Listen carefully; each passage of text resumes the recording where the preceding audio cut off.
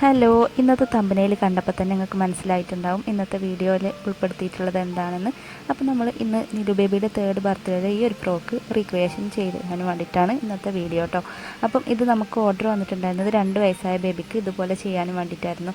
അപ്പോൾ ഇതിൽ 6 കളേഴ്സാണ് സ്കേർട്ട് പോർഷന് വന്നിട്ടുള്ളത്. അപ്പോൾ ഒരു 6 കളേഴ്സിലുള്ള നെറ്റ് മെറ്റീരിയൽ എടുത്തിട്ടുണ്ട്. ഈ ഒരു ഗ്രീന് നമ്മൾ 4 മീറ്റർ എടുത്തിട്ടുണ്ട്. ബാക്കിയുള്ള എല്ലാ കളേഴ്സും 1.5 മീറ്റർ വെച്ചിട്ടാണ് എടുത്തിട്ടുള്ളത്. അപ്പോൾ ഗ്രീന് 4 മീറ്റർ നമ്മൾ എടുത്തത് 2.5 മീറ്റർ ഫ്ലെയർ ഉൾഭാഗത്ത് കൊടുക്കാനും ഉൾഭാഗത്ത് ഒരു ലെയർ കൊടുക്കുന്നത് ഈ ഒരു ഗ്രീൻ കളറിലാണ്. അപ്പോൾ അത് 2.5 മീറ്ററിൽ നമ്മൾ 2 പീസാക്കിയിട്ട് എടുക്കുമ്പോൾ 5 മീറ്റർ കിട്ടും. പിന്നെ നമ്മൾ യോക്ക് പോർഷന് വേണ്ടിയിട്ട് എടുത്തിട്ടുള്ളത് ഈ ഒരു DC സാറ്റൻ മെറ്റീരിയലാണ്. നെറ്റിൻ്റെ കളേഴ്സ് എല്ലാം വീഡിയോയിൽ ചെറുതായിട്ടൊരു കളർ ചേഞ്ച് വന്നിട്ടുണ്ട്. എങ്കിലും ഈ വീഡിയോയിലുള്ള അതേ സെയിം കളർ തന്നെയാണ് നമ്മൾ എടുത്തിട്ടുണ്ടായിരുന്നത്. അപ്പം എല്ലാ മെറ്റീരിയലും കട്ട് ചെയ്തെടുത്തതാണ്. ഈ ഒരു ഫ്രോക്കിൻ്റെ ടോട്ടൽ ലെങ്ത്ത് 20 ആയിരുന്നു കസ്റ്റമർ തന്നിട്ടുണ്ടായിരുന്നത്. അപ്പോൾ യോക്കിൻ്റെ ലെങ്ത്ത് ഒഴിച്ചിട്ട് ബാക്കി സ്കേർട്ട് പോർഷന് 12.5 വന്നിട്ടുണ്ടായിരുന്നത്. അപ്പോൾ ആ 12.5 എല്ലാ പീസും നമ്മൾ കട്ട് ചെയ്തെടുത്തതാണ് കേട്ടോ. 1.5 മീറ്റർ ഫാബ്രിക്കിനെ 2 പീസസ് ആക്കിയിട്ടാണ് നമ്മൾ എടുത്തിട്ടുണ്ടായിരുന്നത്. പിന്നെ ഗ്രീന് മാത്രം നമ്മൾ 2.5 മീറ്ററിൽ ഉൾഭാഗത്തേക്ക് 2 പീസസ് എടുത്തിട്ട് യോജിപ്പിച്ചിട്ടാണ് ഉൾഭാഗത്തേക്ക് ഫ്ലെയർ കൊടുത്തിട്ടുള്ളത്. 5 മീറ്ററാണ് ഉൾഭാഗത്തേക്ക് ഫ്ലെയർ എടുത്തിട്ടുള്ളത്. പിന്നെ പുറം ഭാഗത്തേക്ക് 1.5 മീറ്റർ എല്ലാ കളേഴ്സും. ക്രേപ്പ് മെറ്റീരിയലും കോട്ടൺ മെറ്റീരിയലും നമ്മൾ ക്ലോത്തിൻ്റെ വിഡ്ത്തിനെയാണ് കട്ട് ചെയ്തെടുത്തിട്ടുള്ളത്. അപ്പോൾ 11 ഇഞ്ചിലാണ് കോട്ടന് കട്ട് ചെയ്തെടുത്തിട്ടുള്ളത്. ക്രേപ്പ് 12.5 തന്നെ. അപ്പോൾ എല്ലാ കളേഴ്സും 2 പ്രാവശ്യം ചെയ്യാനും വേണ്ടിയിട്ട് 2 പ്രാവശ്യം ആവർത്തിച്ച് വരുന്നുണ്ടല്ലോ. ഫ്രണ്ടിലും ബാക്കിലും ഒരുപോലെ വരുന്നുണ്ട്. ഫസ്റ്റ് നമുക്ക് സ്കേർട്ട് പോർഷൻ്റെ കട്ടിംഗ് ആണ് ഇപ്പോൾ കാണിച്ചത്. അപ്പോൾ സ്കേർട്ട് പോർഷൻ്റെ സ്റ്റിച്ച് ചെയ്ത് കഴിഞ്ഞിട്ട് നമുക്ക് യോക്ക് പാർട്ടിലേക്ക് കിടക്കാം. അപ്പം ആദ്യം തന്നെ നമ്മൾ ഈ ഒരു പീസസ് എല്ലാം ഒന്ന് മാറ്റി വെക്കുക. നെറ്റിൻ്റെ ഓരോ കളേഴ്സും യോജിപ്പിച്ചെടുക്കുകയാണ് ഫസ്റ്റ് തന്നെ. അപ്പം ഞാൻ അളവെടുത്ത് നോക്കുന്നത് ഉൾഭാഗത്തേക്ക് കൊടുക്കാനുള്ള ആ ഒരു ഗ്രീനിൻ്റെ മെറ്റീരിയൽ നമ്മൾ 1/2 ഇഞ്ച് ലെങ്ത്ത് കുറച്ചിട്ടാണ് എടുത്തിട്ടുള്ളത്. അപ്പോൾ അത് ഏത് പീസാണോ എന്ന് നോക്കുകയാണ്. അപ്പം അത് ഈ ഒരു പീസാണോ മറ്റേതാണോ എന്ന് അളന്ന് നോക്കുകയാണ് കേട്ടോ. അപ്പോൾ നമുക്കത് മാറ്റി വെക്കാം. അപ്പോൾ നമ്മൾ കസ്റ്റമർ റെഫറൻസ് തന്നിട്ടുള്ള ആ ഒരു ഫ്രോക്കിലുള്ള കളേഴ്സ് എല്ലാം നോക്കിയിട്ട് അതിനനുസരിച്ചിട്ട് വേണം ഇത് ഓരോ കളേഴ്സ് യോജിപ്പിച്ചെടുക്കാനായിട്ട്. അപ്പോൾ ഇത് യോജിപ്പിച്ചെടുക്കുമ്പോൾ ശ്രദ്ധിക്കുക, ഓരോ കളേഴ്സും കറക്റ്റായിട്ടുള്ള ആ ഒരു പോർഷൻ വെച്ചിട്ട് തന്നെ യോജിപ്പിച്ചെടുക്കുക. ഇനിയിപ്പോൾ ഇതിൻ്റെ കളർ ചേഞ്ച് ആണ് നിങ്ങൾ ചെയ്യുന്നത് എന്നുണ്ടെങ്കിലും ഓരോ കളേഴ്സും ആ ഒരു നിങ്ങൾ ഇഷ്ടപ്പെടുന്ന കളേഴ്സ് അങ്ങനെ അടുത്തടുത്ത് വെച്ചിട്ട് അങ്ങനെ യോജിപ്പിച്ചെടുത്താൽ മതി.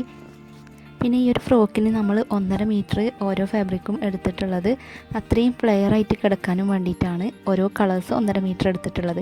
അപ്പോൾ നിങ്ങൾക്ക് ഇത്ര ഫ്ലെയർ വേണ്ട, അതിലേറെ ഫ്ലെയർ കുറഞ്ഞിട്ടാണെന്നുണ്ടെങ്കിൽ 1 മീറ്റർ എടുത്താലും മതി. അപ്പോൾ ഞാൻ അത്യാവശ്യം നല്ല പഫി ആയിട്ട് കിടക്കാനും വേണ്ടിയിട്ട് കസ്റ്റമർ പറഞ്ഞുകൊണ്ടാണ് അത്രയും മെറ്റീരിയൽ വെച്ചിട്ട് തന്നെ ചെയ്തത്. 1 ഇയർ ടു ഒരു 4 ഇയർ വരെ നമുക്ക് ഈ ഒരു മെറ്റീരിയൽ എടുത്താൽ മതി. പിന്നെ സൈസ് ലെങ്ത്ത് ഫുള്ളായിട്ട് എല്ലാ കളേഴ്സും യോജിപ്പിച്ചെടുത്ത ശേഷം നമുക്ക് പിന്നെ വേസ്റ്റിൻ്റെ ആ ഒരു ഭാഗത്തുള്ള പ്ലീറ്റിംഗ് ആണ്. അപ്പോൾ ഞാൻ മെഷീനിൽ വെച്ചിട്ട് തന്നെയാണ് ആ ഒരു പ്ലീറ്റ്സ് എല്ലാം ഇട്ട് കൊടുക്കുന്നത്. മെഷീനിൽ പ്ലീറ്റ് ഇടുന്ന വീഡിയോ ഞാൻ മുന്നത്തെ വീഡിയോയിൽ അപ്ലോഡ് ചെയ്തിട്ടുണ്ട്. അപ്പോൾ കാണാത്തവരുണ്ടെങ്കിൽ ഒന്ന് കണ്ടു നോക്കുക. ഈ പ്ലീറ്റിങ് കറക്റ്റ് ചില നെറ്റ് നമുക്ക് കറക്റ്റായിട്ടുള്ള പ്ലീറ്റിങ് തന്നെ കിട്ടും, ചില നെറ്റ് തീരെ പ്ലീറ്റിങ് വരില്ല.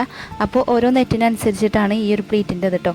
അപ്പം ചിലവരൊക്കെ പറയാറുണ്ട് പ്ലീറ്റ് ഇടൽ കറക്റ്റ് ശരിയായി വരുന്നില്ല, പൊട്ടിപ്പോവാണ് എന്നൊക്കെ പറയാറുണ്ട്. അപ്പോൾ ഈ ഒരു ഫ്രോക്ക് ചെയ്ത സമയത്ത് എനിക്കും അങ്ങനെ തന്നെ ആയിരുന്നു. നൂല് ഇടക്കിടക്ക് പൊട്ടുമായിരുന്നു. അത് ടൈറ്റ് കൂടിയതുകൊണ്ടാകാം ചില സമയത്ത് നൂല് ക്വാളിറ്റി കുറവ് ഉണ്ടായാലും നമുക്ക് ചില സമയത്ത് നൂല് അങ്ങനെ പൊട്ടിപ്പോവാൻ ചാൻസ് ഉണ്ട്. അപ്പോൾ എൻ്റെ ഈ ഒരു ഫ്രോക്ക് ചെയ്ത സമയത്ത് നൂല് സ്ഥിരം യൂസ് ചെയ്യുന്ന നൂല് തന്നെയായിരുന്നു. എന്തുകൊണ്ടാണെന്ന് അറിയില്ല, നൂല് ഇടക്കിടക്ക് ഇങ്ങനെ പൊട്ടുമായിരുന്നു. അപ്പോൾ ഞാൻ ആദ്യമൊക്കെ മെഷീനിൽ വെച്ചിട്ട് തന്നെ പ്ലീറ്റ് ഇടാനായിട്ട് ശ്രമിച്ചു. അപ്പോൾ 2-3 കളേഴ്സ് ആകുമ്പോൾ ഓക്കെ ആയിരുന്നു. പിന്നെ 2-3 കളേഴ്സ് കഴിഞ്ഞ ശേഷം നമുക്ക് പ്ലീറ്റിങ് വരുന്നേ ഇല്ലായിരുന്നു. അപ്പോൾ ഞാൻ എന്ത് ചെയ്തു, കൈ കൊണ്ടിട്ട് തന്നെ പ്ലീറ്റ് ഇടാമെന്ന് വിചാരിച്ചിട്ട് മെഷീൻ്റെ ആ ഒരു പ്ലീറ്റിങ് ഒഴിവാക്കിയിട്ട് പിന്നെ കൈ കൊണ്ടിട്ട് തന്നെ പ്ലീറ്റ് ഇട്ടു. അപ്പോൾ നിങ്ങൾക്ക് മെഷീനിൽ പ്ലീറ്റ് ഇടാൻ ബുദ്ധിമുട്ടുള്ളവർക്ക് കൈ കൊണ്ടിട്ടും പ്ലീറ്റ് ഇടാൻ പറ്റും.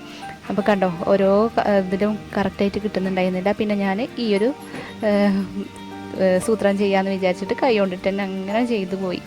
കൈ വെച്ചിട്ട് പ്ലീറ്റ് ഇടുമ്പോൾ കറക്റ്റായിട്ടുള്ള ഫിനിഷിങ്ങിലുള്ള പ്ലീറ്റ് തന്നെ നമുക്ക് കിട്ടും.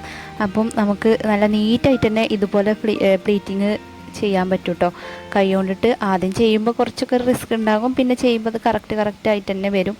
അപ്പോൾ ഇതുപോലെ നമുക്ക് പ്ലീറ്റ് ഇടാൻ പറ്റും. അപ്പോൾ ഞാൻ ഈ ഒരു ഫ്രോക്ക്